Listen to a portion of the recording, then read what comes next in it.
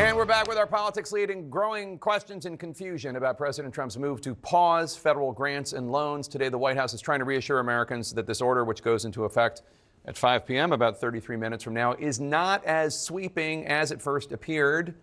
But a group of nonprofits are already suing the Trump administration over the move.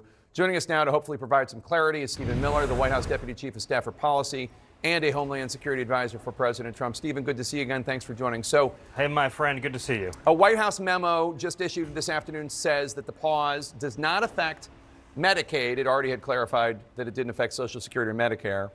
But the Medicaid website portal is experiencing an outage, and the White House press secretary this afternoon was not able to say whether Medicaid would be affected or not. So let's just walk through this because obviously there's confusion. Is this pause going to affect Medicaid? It does not affect any service that the government is required to provide. It does not affect any entitlement. It does not affect any service to citizens. It does not affect any individual benefit, any public assistance program, or anything of that nature. Okay. So that's very glad for the chance to explain what's going on here. In fact, I could actually give you some backstory I think you'd find very useful, Jake.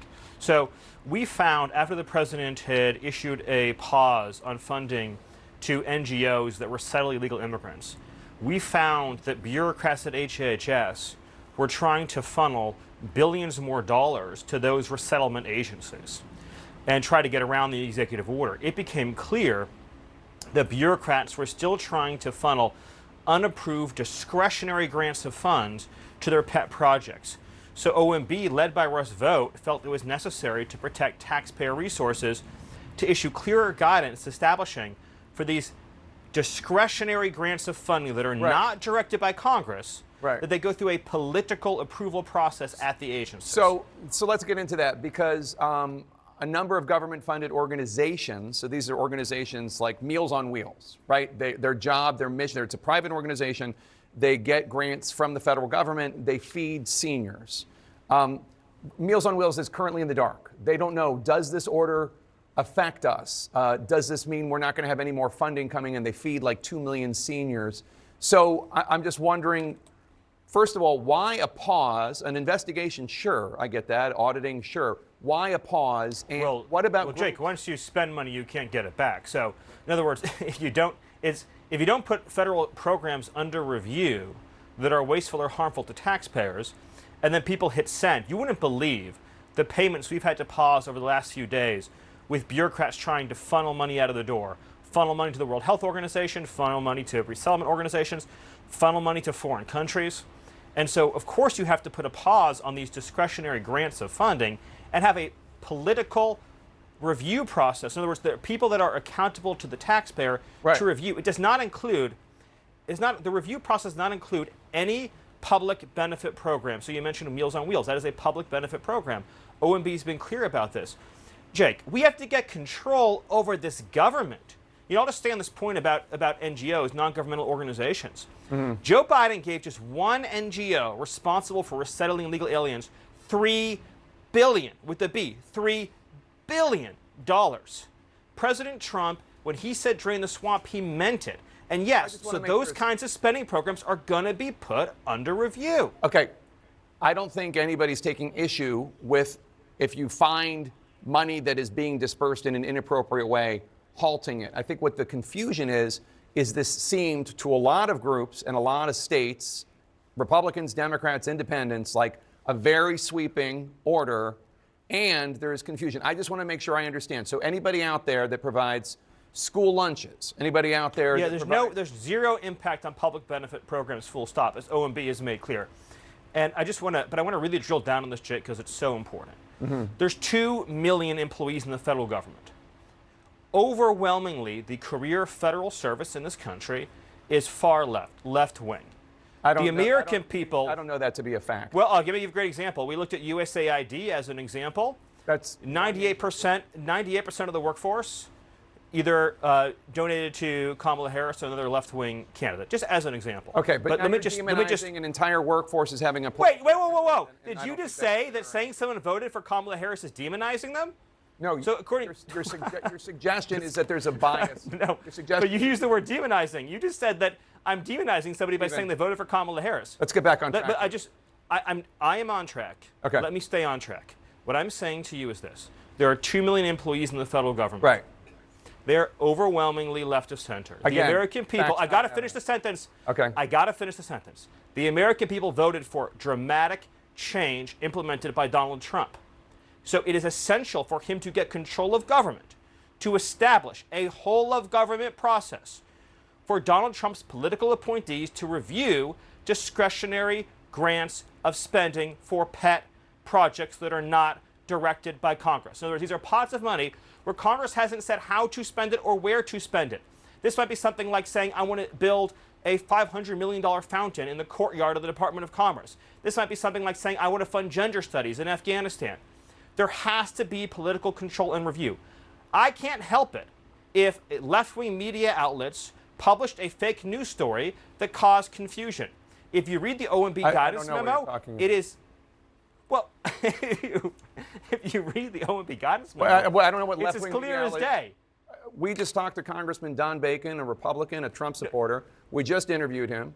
He said that there was a lot of confusion. He said that the executive order created by the media, Jake. The OMB guidance memo, if you read it, is as clear as day. It's pretty broad my point is, and confusingly written. I can't. Parts of it are about DEI, parts of it are all disbursement. It is. Yeah, DEI suspended. That is correct. Right. No, I'm just saying, like, it's kind of all over the map, and there is confusion, and it's not just liberal media. Jake, tell me. Republican Senator Lisa Murkowski said. You're not understanding what I'm saying. But I'm saying that I want you to address this. I will, but I'm saying that a false story was put out that people responded to. It's unfortunate that people put out a false story. That's all I'm saying, Jake. Okay. That's all Republican Senator Lisa Murkowski said, quote, nobody really knows how long, unquote, this review of these federal funds is going to last. And she said it's, quote, been a big challenge, unquote, to get answers from the Trump administration. So here's an opportunity. How long is this review going to take? And when does the federal funding for these programs resume? Well, in the original executive order that addressed NGOs, foreign aid, and other grants, that was a 90-day review process, as you know, Jake. But again, more fundamentally, I think we're missing the big point here. Do you believe, does anyone believe, that an unaccountable, career-tenured bureaucrat should be able to approve vast sums of money for the projects that they personally agree with that no accountable employee in the federal government has reviewed? I'm literally asking about Meals on Wheels. I mean, you know. We are, I don't know what you're talking Jake, yes, about. Jake, you do know what I'm talking about. I'm telling you, as the memo says in black and white letters, no financial benefit programs to Americans are affected. No individual assistance programs are affected. It's there in black and white. Yeah. We always knew that the media was going to spin up fake stories to try to create controversy, to try to create scandal. I'm not saying you, Jake. I would never say you. I'm not saying you. We invited you on to clarify, Stephen, and we just heard and I'm here. Right, I know, and I appreciate it. And I want to turn to immigration in 1 second, but I'm just saying, Republican Congressman Don Bacon was hearing from constituents. We have no idea where the constituents were getting their information from. But I will say, last night, when people started noticing this order, people were upset based on the executive order. I was hearing from them directly. The executive order, Jake, the executive order was issued 7 days ago. I understand that, but it was going when the word got out. This is an OMB guidance document. Right, exactly. Look, and when that went out, people got it. Yes. And you heard Congressman Don Bacon saying he was worried. Yes. Now he's not, but he was worried that before school programs and after school programs in Nebraska were going to be affected. I am sorry. But you've clarified it. I'm sorry that the media has falsely reported on this story. I don't know what you're talking about in terms of false reports. It was a broadly written executive order, and there's... No, you're conflating two different things. Stephen, an executive order was issued a week ago. There were some there was the memo. There were some bureaucrats in the federal government who tried to push out money, billions of dollars, for wicked and pernicious purposes that had to be frozen. A guidance memo was written. OMB guidance memos are by their nature complicated to read because this involves the federal budget. The choice here is simple. It is very simple, and I want to state it clearly. Okay. Either Donald Trump gets political control over this government and ends the waste, abuse, and fraud on the American people, or we let bureaucrats autopilot federal spending. If we hadn't stepped in, then billions more dollars, as an example, would have gone to left-wing NGOs that fund and resettle illegal aliens and are complicit, in many cases, in facilitating child trafficking. Okay, so so this obviously, administration will never, ever apologize obviously, for defending the American taxpayer. obviously nobody's Ever. in favor of child trafficking. Let's move on to immigration because obviously there's been a lot of action when it comes to going after undocumented migrants, undocumented immigrants in this country. Sources say that ICE has been directed to ramp up arrests to at least 75 per field office per day. If every field office hits that quota or that number, that goal, that would be 1,875 undocumented immigrants arrested every day. Now, the Washington Post reports that President Trump has been disappointed with the numbers so far. I don't know if that's true. You will tell me if it is. What is the priority, though, when it comes to these deportations? Is the initial goal, as we had been told by Trump allies after the election, to go after those first as a priority, to go after those who have committed violent crimes and are part of violent gangs? Or is it we're just going to go after anybody who is in this country illegally? We're not going to prioritize. Well, yes, we are going to prioritize. So first of all, the numbers you cited are a floor, not a ceiling, very importantly. They're a floor. The goal is to arrest at least that many, but hopefully many more. And the Department of Justice is going to be closely involved in providing the manpower to help achieve those objectives as laid out in the President's executive order. Yes, ICE is absolutely prioritizing terrorist, public safety threats, and national security threats. It is also true that Joe Biden admitted some unknowably large number of millions of illegal immigrants into this country, all of whom are ineligible for asylum, ineligible for any form of immigration relief, are ineligible to remain in the country. So if you look at public polling on this issue, about 70% of Americans think that everybody that Joe Biden let in should be removed. About 80% of Americans agree that all criminal aliens should be removed. That's the baseline of public opinion support. So you are going to prioritize the violent criminals, though. That's the thing I'm Yes, but we're not going to immunize everybody that Joe Biden let in. I mean, let me ask you a hypothetical, and you can treat it as a rhetorical question, not answer it if you don't want to, Jake. I appreciate it. Let's say that an illegal alien arrived in the last 3 months of the Biden administration from, say, Peru. He was released. He failed to appear in immigration court. He was issued a final removal order. So showed up, got released, didn't appear, ordered deported. Been here for 6 months. Is it your position, Jake, that guy should get to stay till the end of his life? I mean, what kind of country can run that way? Okay. I mean, no country in the world runs that way. So let me ask you, President Trump has left the door open to invoking the Insurrection Act, which would allow him to use military forces, U.S. military forces, inside the United States for law enforcement. What would that look like? Are we going to see U.S. troops in American cities arresting undocumented immigrants? Tell us what this is about. So the Insurrection Act in this context mostly applies to considerations related to the border and the cartel threat. So we've already seen 2 shooting incidences in the last 2 days of suspected cartel violence against Border Patrol agents. President Trump's clampdown and closure of the southern border has disrupted the flow of funds to the most ruthless and dangerous organizations on planet Earth, like the Sinaloa cartel, like the Mexican Mafia. These are organizations that are being designated as foreign terrorist organizations, and the president has set the national objective of eradicating their physical presence on U.S. soil. So you should understand considerations about the Insurrection Act in that context. So with respect to interior enforcement, yes, that's where a program known as 287G comes into play that you're probably familiar with.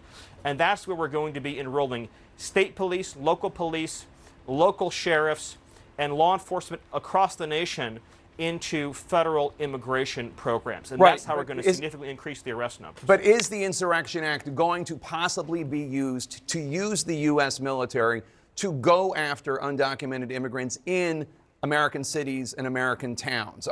Is the door open for that? Right now, the Insurrection Act, which is still being considered based on operational needs on the southern border, so no decision has been made, is specifically in the context of countering that cartel threat.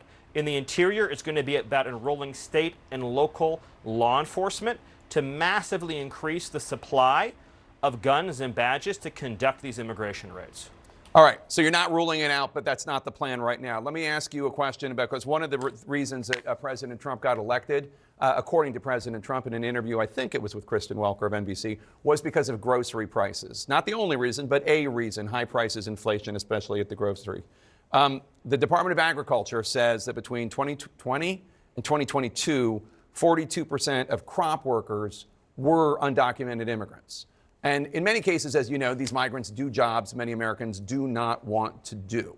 So how does President Trump make sure that the effort to deport people who are not in this country legally doesn't end up hurting Americans who want safe borders, absolutely, but also don't want to see even more higher prices in groceries?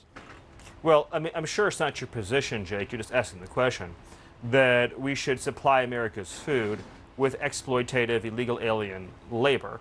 I obviously don't think that's what you're implying. Only 1% of alien workers in the entire country work in agriculture.